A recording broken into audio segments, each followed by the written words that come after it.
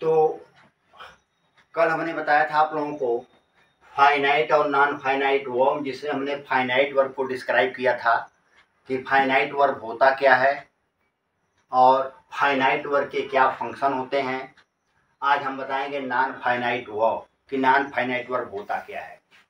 Non finite verb हम उसे कहते हैं जो सब्जेक्ट के द्वारा कमांड नहीं होता है, अर्थात सब्जेक्ट और वर्ब के मध्य कोई तारतम्य नहीं होता है, मतलब कोई रिलेशन नहीं होता, वह नॉन फाइनाइट वर्ब होता है। अगर हम इसको डिफाइन करें नॉन फाइनाइट वर्ब को, तो नॉन फाइनाइट वर्ब को हम डिफाइन करें तो यह होता है means the verb that is not controlled by subject is called non-finite verb. Non-finite verb. It means the verb that is not controlled by subject is called non-finite verb. Means ऐसा verb जो subject के द्वारा control ना होता हो, माने subject पर उसका कोई कंट्रोल ना हो, वह नॉन फाइनाइट वर्ब होता है और उसे ही हम नॉन फाइनाइट वर्ब की संज्ञा देते हैं। Means the verb that is not control, ये वर्ब जो होगा, ये मेन वर्ब जो होगा, वह कभी भी सब्जेक्ट्स के द्वारा कंट्रोल नहीं किया जाता। अर्थात यस फॉर यस और पी फॉर पी जो हमने बताया था कि yes for yes and P for P, यानी सब्जेक्ट सिंगुलर हो तो वर्ब सिंगुलर होता है, सब्जेक्ट प्लूरल तो वर्ब प्लूरल होता है। लेकिन नॉन फाइनाइट वर्ब में ऐसा नहीं होता है, क्योंकि हमारा वर्ब हमेशा प्लूरल नंबर में होता है, सिंगुलर में नहीं होता। सिंगुलर में बनाने के लिए हम उसमें यस आई एस जोड़ते हैं, जो कि हम बता चुके हैं। अब नॉन फाइनाइट वर्ब ऐसा नहीं होता है, और नॉन फाइनाइट वर्ब सिर्फ 3 होता है। नॉन फाइनाइट वर्ब के अंतर्गत 3 आते हैं, जिसमें है एक होता है नंबर 1 है ये पार्टिसिपल, नंबर 2 होता है जीरंड, नंबर 3 है इन्फिनिटिव। ये सिर्फ 3 नॉन फाइनाइट वर्ब के फंक्शन में आते हैं। नॉन फाइनाइट वर्ब सिर्फ 3 होता है, पार्टिसिपल, जीरंड और इन्फिनिटिव। ये नॉन फाइनाइट वर्ब में आते हैं, और जितने भी सेंटेंस आते हैं वह सभी फाइनाइट वर्ब के अंतर्गत आते हैं। लेकिन नॉन फाइनाइट वर्ब में सिर्फ पार्टिसिपल, जीरंड और इन्फिनिटिव। अब ये पार्टिसिपल, जीरंड और इन्फिनिटिव के फंक्शन क्या हैं, कैसे इसको हम पकड़ते हैं, कैसे जानते हैं, कैसे जस्टिफाई करते हैं कि ये पार्टिसिपल है कि जीरंड है कि इन्फिनिटिव है। अब हम आपको बताने जा रहे हैं कि पार्टिसिपल के फंक्शन क्या होते हैं, पार्टिसिपल कितने तरह के होते हैं। तो हमारा जो पार्टिसिपल है, अगर हम इसको कहें नंबर 1 में अगर हम ले चलें आपको पार्टिसिपल की तरफ, तो पार्टिसिपल, ये पार्टिसिपल जो होता है इसको हम वर्बल एडजेक्टिव कहते हैं। क्या कहते हैं? Verbal adjective. ये वर्बल एडजेक्टिव होता है। पार्टिसिपल वर्बल एडजेक्टिव होता है, मतलब वर्ब जब एडजेक्टिव का काम करने लगता है तो वह पार्टिसिपल कहलाता है। मतलब ये वर्बल एडजेक्टिव पार्टिसिपल होता है, यानी वर्ब ही एडजेक्टिव का काम करने लगेगा तो यह पार्टिसिपल हो जाता है। और यह वर्बल एडजेक्टिव पार्टिसिपल के रूप में होता है, तो इसको हम ये वर्बल एडजेक्टिव जो पार्टिसिपल के रूप में होता है, तो इसको हम सेंटेंस में जब लिखते हैं तो वह वर्बल एडजेक्टिव हमारा जो है ये हिंदी में उसका ये सेंस देता है हुआ, हुई, हुए, सेंस देता है हुआ, हुई, हुई। जैसे पार्टिसिपल के रूप में अगर कहें तो ये वर्बल एडजेक्टिव है, इसके पार्टिसिपल के 3 फंक्शन हैं। नंबर 1 होता है, नंबर 2, नंबर 3। नंबर 1 है प्रेजेंट पार्टिसिपल,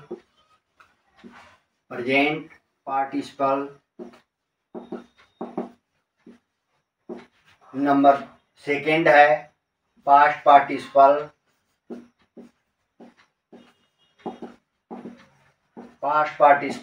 नंबर 3 है परफेक्ट पार्टिसिपल। Perfect participle. ये 3 पार्टिसिपल होते हैं।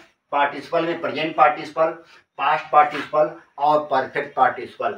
याद रहे कि ये वर्बल एडजेक्टिव होता है और इसके 3 ये पार्ट हैं, प्रेजेंट पार्टिसिपल, पास्ट और परफेक्ट पार्टिसिपल।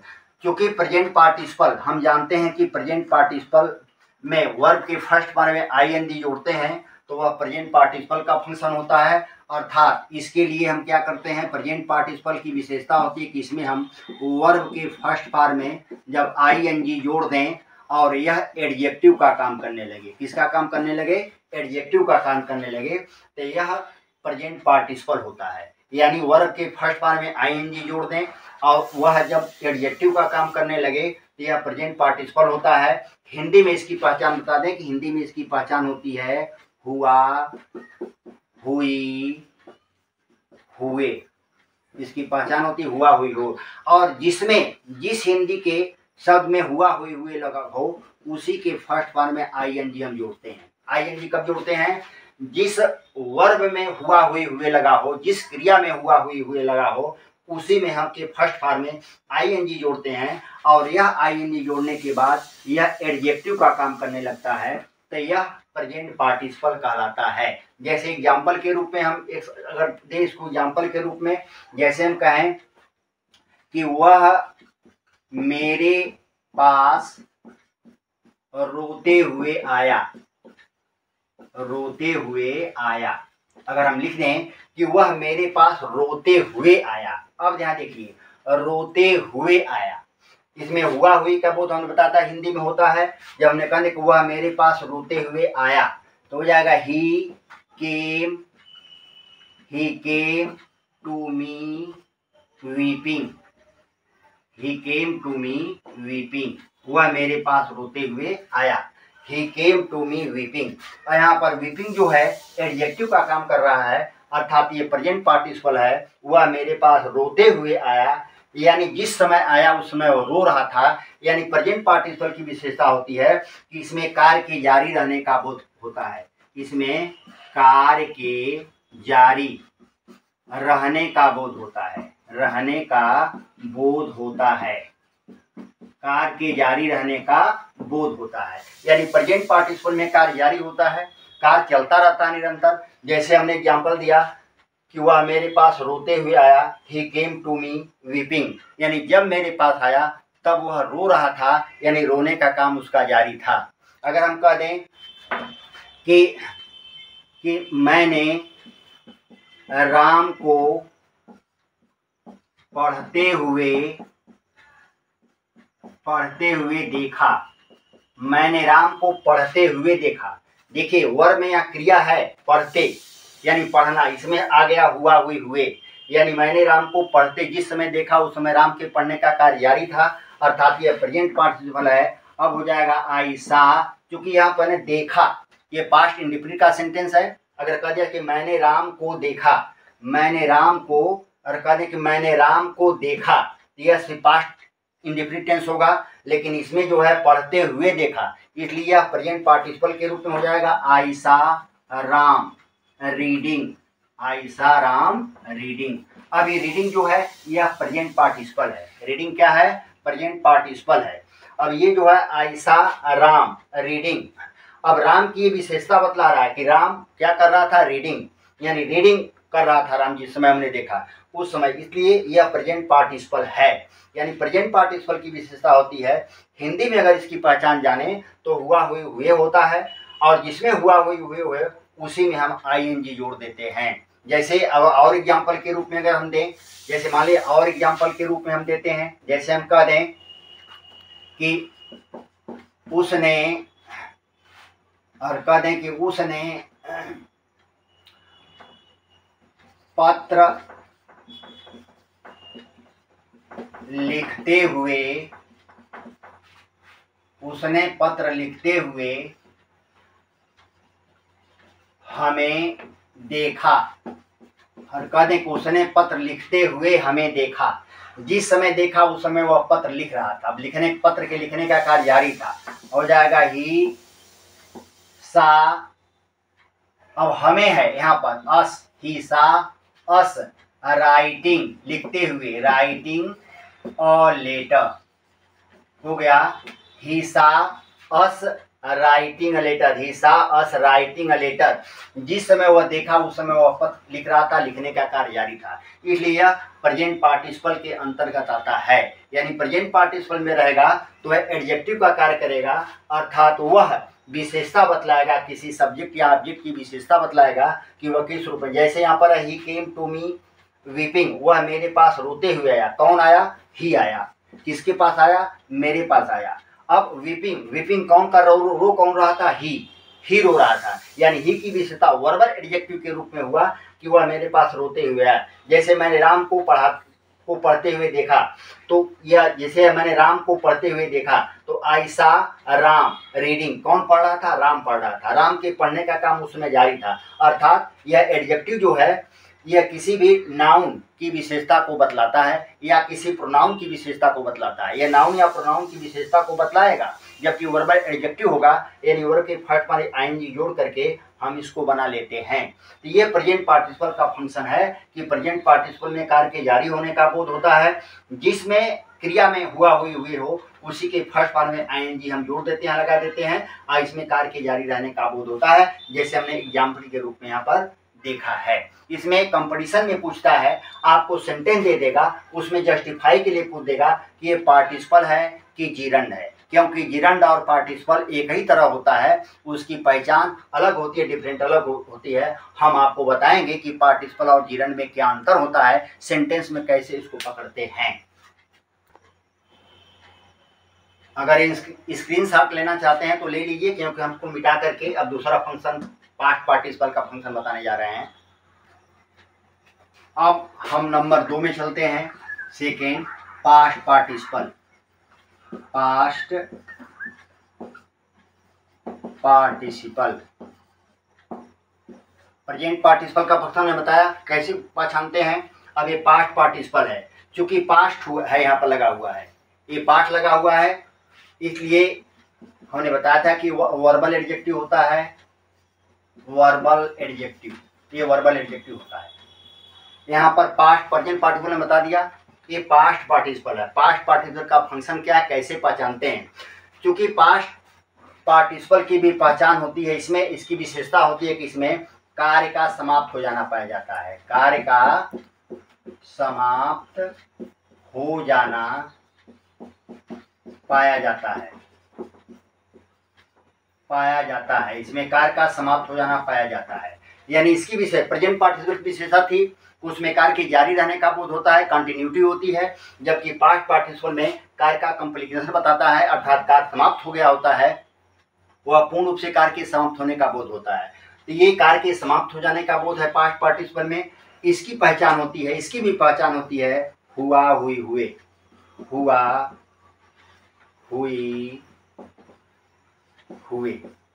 क्योंकि प्रेजेंट पार्टिसिपल की पहचान थी हुआ, हुई, हुए, और पास्ट पार्टिसिपल की पहचान हुआ, हुई, हुए है। अंतर क्या इसमें है? अंतर सिर्फ यह है कि प्रेजेंट पार्टिसिपल में जिसमें जिस क्रिया में हुआ, हुई, हुए था उसके फर्स्ट फॉर्म में आईएनजी हम जोड़ रहे थे, लेकिन इसमें जो है वर्ब का थर्ड फॉर्म लगेगा। कौन सा फॉर्म? Third form. इसलिए लगेगा कि चूंकि पास्ट पार्टिसिपल है, कार्य के समाप्त हो जाने का बोध होता है। जब भी कार्य के समाप्त हो जाने का बोध होता है तो उसमें हम क्रिया की तीसरी अवस्था का प्रयोग, थर्ड फॉर्म का प्रयोग करते हैं, और यह थर्ड फॉर्म एडजेक्टिव का काम करेगा। किसका काम करेगा? ये एडजेक्टिव का काम करेगा। ये भी एडजेक्टिव काम करेगा। आईएनजी वाला था वो भी एडजेक्टिव काम कर रहा था, ये भी एडजेक्टिव का काम करेगा, क्योंकि ये भी विशेषता बतलाएगा, किसी नाउन की विशेषता को ये भी बताएगा। इसलिए यह पास्ट पार्टिसिपल के अंतर्गत आता है। जैसे इसमें अगर हम कह दिया जाए कि Ram is a retired teacher, Ram is a retired teacher. अब इसमें देखिए लगा हुआ है retired, Ram is a retired teacher. Teacher की विशेषता क्या है? टीचर चूंकि नाउन है, ये टीचर जो है नाउन है, ये नाउन है, इसकी विशेषता है रिटायर्ड। अब ये वर्ब के थर्ड फॉर्म के रूप में प्रयोग किया गया है। रिटायर का हो गया रिटायर्ड, इसलिए यह इसकी विशेषता बतला रहा है, इस नाउन की टीचर की विशेषता बता रहा है, इसलिए यह पास्ट पार्टिसिपल हुआ। कौन सा पढ़े? पास्ट। जैसे कहा जाए I plucked the withered flower. I plucked the withered flower. अब यहाँ देखिए, I plucked मैंने तोड़ लिया, I plucked the withered flower. यहाँ withered वर्ब का थर्ड फॉर्म है, क्योंकि यहाँ plucked जो है यह पास्ट इंडिफिनिट के रूप में है। जैसे मैंने फूल को तोड़ लिया, अगर कह दें कि मैंने फूल को तोड़ लिया तो आई प्लक द फ्लावर। अब यहाँ पर है मैंने मुरझाए हुए फूल को तोड़ लिया। किस फूल को? मुरझाए हुए फूल को तोड़ लिया। यहाँ I pluck the withered flower. Flower की विशेषता क्या है? विदर्ड। यहाँ वर्ब का थर्ड फॉर्म लगा हुआ है, ये वर्ब का थर्ड फॉर्म है, ये नाउन है, यानी नाउन की विशेषता बता रहा है। ये एडजेक्टिव का किसका काम कर रहा है? ये एडजेक्टिव का काम कर रहा है। अब ये एडजेक्टिव का काम यहाँ कर रहा है, ये भी यहाँ पर एडजेक्टिव का काम कर रहा है, ये भी एडजेक्टिव का काम कर रहा है। यानी रिटायर्ड भी एडजेक्टिव काम कर रहा है, ये भी एडजेक्टिव का काम कर रहा है, क्योंकि फ्लावर की विशेषता है कि विदाउट फ्लावर, मैंने मुरझाया हुआ फूल। इसकी भी अगर हिंदी में हम देखें इसको, तो इसका हो जाएगा कि मैंने मुरझाए हुए फूल को तोड़ लिया। मैंने मुरझाए हुए फूल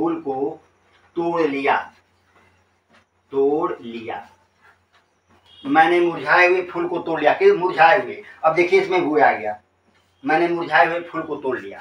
अब यहाँ पर मुरझाए हुए ये पास्ट पार्टिसिपल है, यानी फ्लावर की विशेषता बता रहा है, यानी मैंने मुरझाए हुए फूल को तोड़ लिया। आई प्लक द विदर्ड फ्लावर। ये चीजें हो गई। अगर कह दिया जाए आई सर्चड, अगला एग्जाम्पल अगर कह दें I searched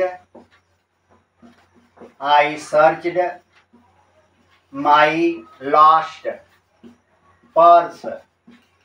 I search my lost purse, यहाँ पर नाउन है, ये नाउन है। यहाँ पर लास्ट वर्ब का थर्ड फॉर्म है, ये एडजेक्टिव का किसका काम? एडजेक्टिव का काम कर रहा है। यानी पर्स की विशेषता बता रहा है, खोया हुआ बटुआ पाया, यानी खोया हुआ बटुआ खो गया था, खोया हुआ बटुआ पाया, यानी एडजेक्टिव का काम ही कर रहा है। ये नाउन है, नाउन की विशेषता बता रहा है, इसलिए पास्ट पार्टिसिपल है। जब ये थर्ड फॉर्म में आए तो ये पास्ट पार्टिसिपल हो जाएगा और ये एडजेक्टिव का काम करेगा, इसलिए पास्ट पार्टिसिपल के रूप में इसको हम वर्णित करते हैं।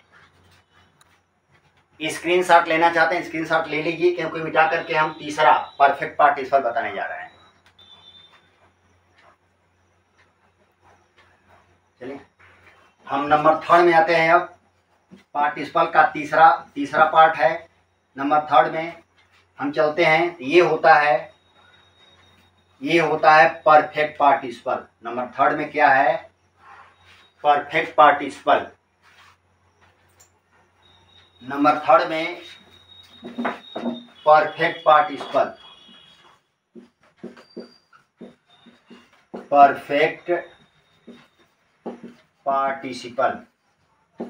ये परफेक्ट पार्टिसिपल क्या है? इसकी विशेषता क्या होती है? इसकी विशेषता होती है कि इसमें दो कार्य होते हैं, यानी पहला कार्य समाप्त होने के बाद ही दूसरा कार्य प्रारंभ होता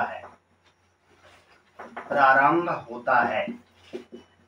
यानी जब तक पहला कार्य समाप्त नहीं होगा तो दूसरा कार्य प्रारंभ हो ही नहीं सकता। यानी इसमें दो कार्य होता है, पहला कार्य समाप्त होने के बाद ही दूसरा कार्य प्रारंभ होता है। यह परफेक्ट पार्टिसिपल है। परफेक्ट माने एक कार्य का समाप्त हो जाना दूसरे का, क्योंकि पार्टिसिपल है तो पार्टिसिपल की विशेषता है कि वर्बल एडजेक्टिव है, इसलिए कार्य इस कार्य होने की इसमें विशेषता बताई जाएगी, कार्य हो रहा है कि नहीं। और चूंकि परफेक्ट है तो कार्य समाप्त हो गया होगा, तो इसमें एक कार्य समाप्त हो गया होता है तब दूसरा कार्य प्रारंभ होता है। माने पहला कार्य समाप्त होने के बाद दूसरा कार्य प्रारंभ होता है और दूसरा काम के जारी रहने का बोध होता है। जैसे हम कह दें इसकी पहचान होती है करके, इसकी पहचान होती है करके या बाद में, करके या बाद में इसकी पहचान होती है।